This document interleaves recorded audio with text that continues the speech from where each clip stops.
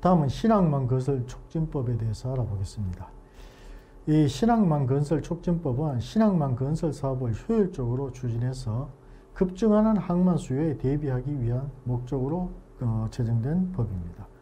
여기서 신항만이라는 것은 수출입 화물 등의 원활한 수송 또는 항만 이용객의 편의 증진 및 항만 관련 산업의 활성화 등을 위하여 건설되는 항만을 얘기하는데요.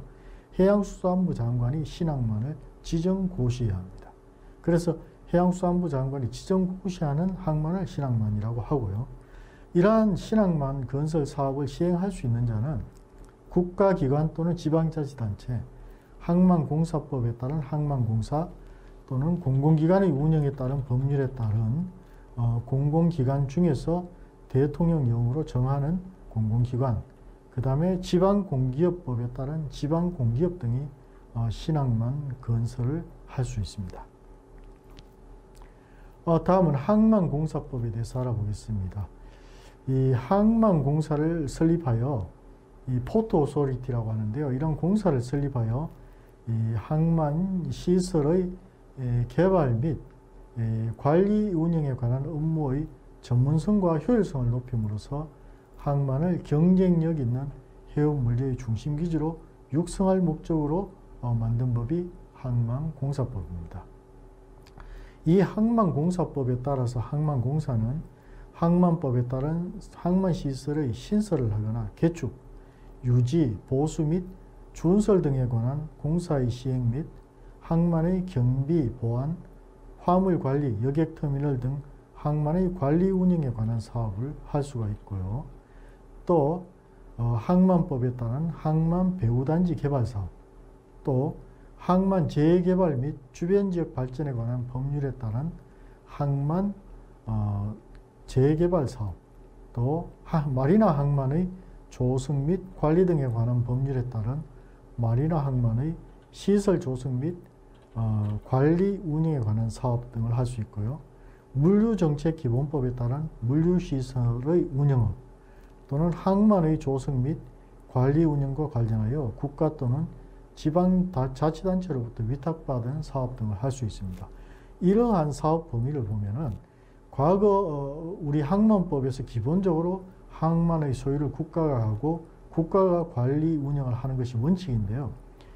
사실상은 항만공사가 주요 항만에 대해서는 이러한 기능을 다 할 수 있도록 되어 있습니다. 다 할 수 있고 여기에 더해서 항만의 직접적인 운영까지 할 수 있는 것이 항만공사인데요. 이러한 항만공사법은 결국은 법적으로 봤을 때는 그 국가가 항만을 소유하고 있게는 되어 있지만은 가장 큰 무역항 4개에 대해서는 항만공사법에 따라서 각각 항만공사를 설립하고 이 항만공사가 국가 소유의 항만을 실질적으로는 위탁받아서 관리 운영하고 개발하고 이것을 귀속시켜서 다시 사용을 하긴 하지만은 실질적으로는 소유권을 가진 것과 유사한 정도의 범위까지 항만을 개발 관리 운영을 하고 있다 이렇게 볼 수 있고요. 더군다나 수익 사업을 하기 위해서 여기에 따른 여러 가지 물류시설을 직접 운영하거나 또 이와 관련된 그 지방자치단체나 국가로부터 위탁받은 사업들도 할 수 있게 되어 있습니다. 그래서 항만이 충분한 수익이 이제 보장이 될 경우에는 자체 운영을 할 것이고요. 충분한 수익이 보장이 되지 않으면서 그 지역의 무역 또는 지역 개발을 위해서 항만을 당분간 유지 관리를 해야 된다고 할 때는 국가나 지방자치단체로부터 사업을 일부 위탁받아서 재정 지원을 받으면서도 운영을 할 수 있도록 되어 있습니다. 뭐 이렇게 하는 이유는 결국은 그 수익이 보장될 때는 충분히 이제 운영이 되겠지만 그렇지 않더라도 국가 재정을 직접적으로 투입하는 것보다는 이를 통해서 국가 재정 투입을 상당히 줄여줄 수 있기 때문에 효율적이다. 그 다음에 상업적인 법인화되어 있기 때문에 민간기업과 유사하게 상업적으로 이것을 관리 운영할 수 있기 때문에 민간의 그 효율성과 공공의 어떤 그 공익적인 목적을 동시에 달성할 수 있는 그런 기관으로서 항만공사가 설립이 되어서 운영되고 있다 이렇게 볼 수 있겠습니다. 다음은 이제 마지막으로 항만의 운영과 관련된 법률에 대해서 알아보겠습니다.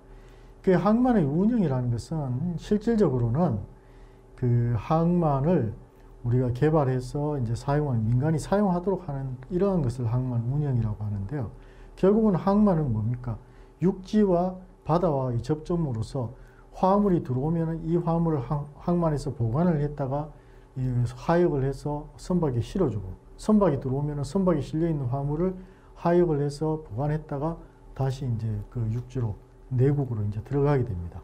이러한 기능이 결국은 이제 수출입 통관 그 업무도 하게 되고, 그 다음에 하역 작업, 보관 작업을 하게 되고, 또 이 선박에서 하역이 돼서 육지로 가거나 육지에서 선박으로, 즉 그 항만에서 선박으로 운송되는 과정에서 이적이 될 때 그 화물이 수량이 정확한지 또는 거기에 하자가 있는지 없는지에 따라서 소송이라든지 클레임의 발생 가능성이 있기 때문에 이러한 것을 전부 검증하는 작업 등이 항만에서 이루어져야 되는데, 이러한 것이 이제 민간 영역의 사업으로서 확장이 되어 있습니다.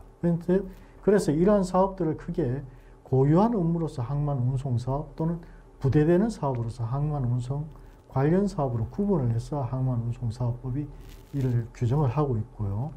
여기서 항만 운송 사업은 그 메인의 사업으로서는 그 항만 하역 사업, 그 다음에 검수 사업, 감정 사업, 검량 사업이 개발이 되어 있습니다.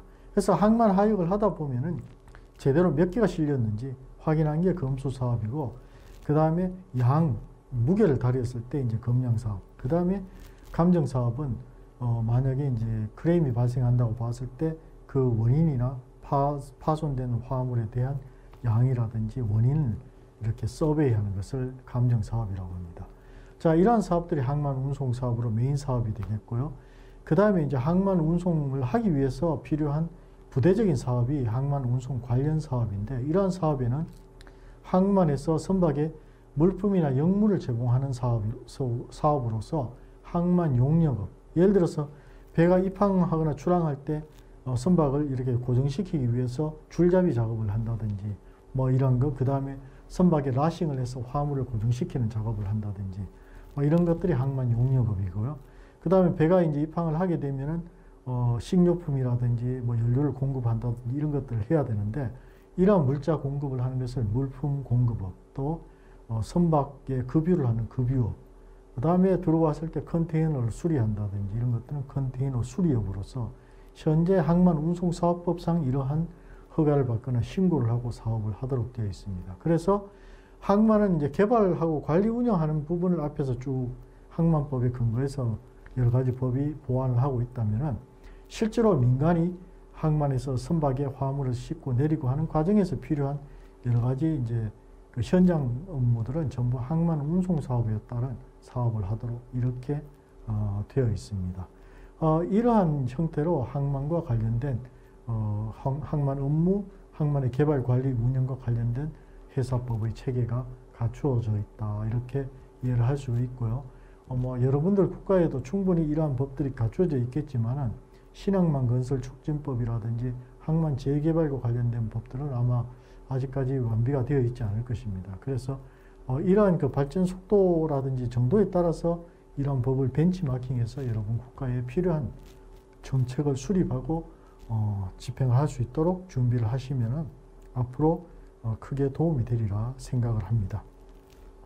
지난 2시간 동안 여러분과 함께 항만의 개발, 관리, 운영, 또 항만을 어떻게 사용할지에 대해서 공부를 하고요.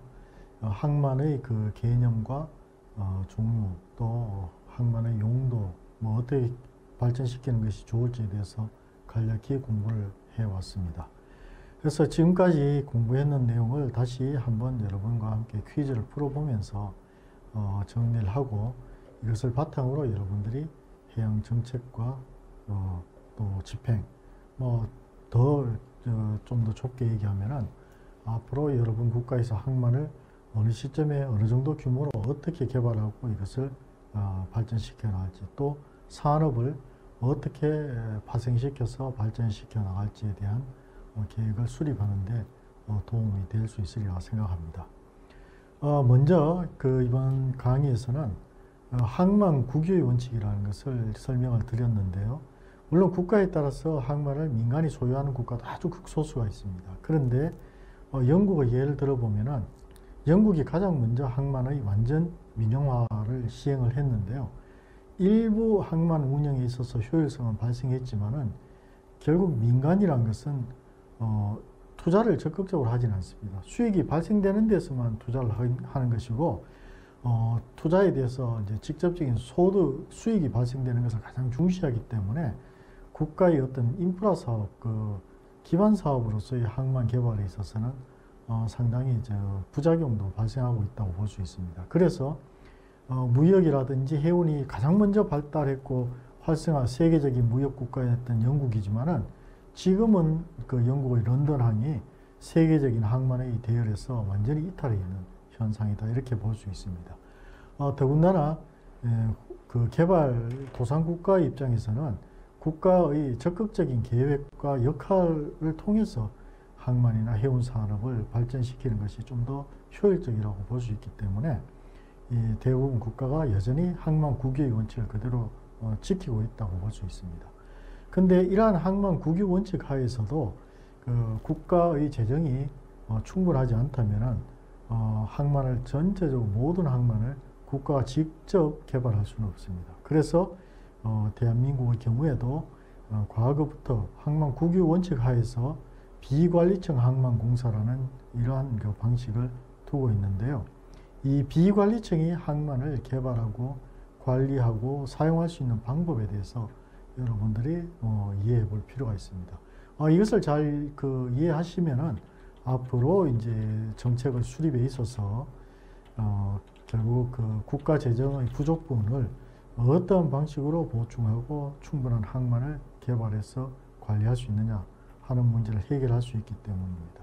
그래서 이러한 방법은 기본적으로 국가로부터 비관리청 항만 개발 계획을 민간에서부터 받아서 이것을 검토하고 필요하다면은 관리청이 허가를 해주고 하는 방식인데요. 순수한 민간이 이러한 개발을 할 수도 있고, 또 이제 대한민국 같으면은 항만공사라는 국영기업을 만들어서 국영기업이 민간과 국가의 중간에서 비관리청 항만공사 허가를 받고 개발을 해서 국가에 귀납시켰다가 다시 사용권을 받아서 이것을 민간이 운영할 수 있도록 이렇게 이제 사용을 할 수가 있습니다. 다른 방법은 순수한 민간 기업이 전용으로 항만을 사용할 때는 굳이 국가 예산을 들여서 항만을 개발하는 것보다는 그 기업이 직접 개발하게 하고 항만을 국가 소유로 한 다음에 이것을 민간 기업이 무상으로 사용할 수 있도록 이렇게 하면 되겠습니다. 자, 그 다음은 이렇게 개발된 항만에 대해서는 항만을 고유 목적인 선박의 입출항 또 하역을 위해서 사용을 해야 되는데요. 이렇게 하기 위해서 이제 항만 운송 사업과 항만 운송 관련 사업을 하게 되는데, 이러한 데 이제 관련된 법이 항만 운송 사업법이고, 또 항만법은 항만의 소유와 관리 운영에 관한 법입니다. 이러한 차이점을 여러분들이 잘 이해하시면은 항만과 관련된 기본 법과 제도의 틀을 어떻게 만들지를 여러분들이 잘 참고하실 수 있으리라 생각합니다. 이상의 강의 내용을 바탕으로 여러분들이 앞으로 자국의 항만을 어떻게 발전시키고 개발해 나갈지 또 운영해 나갈지에 대한 계획을 독자적으로 수립을 할 수 있으리라고 보고요. 필요하다면은 또 정부나 전문가의 협조를 또 받아서 여러분들도 국가 발전에 크게 기여할 수 있는 기회가 올 수 있으리라 생각합니다. 이상 강의를 마치도록 하겠습니다. 대단히 수고하셨습니다.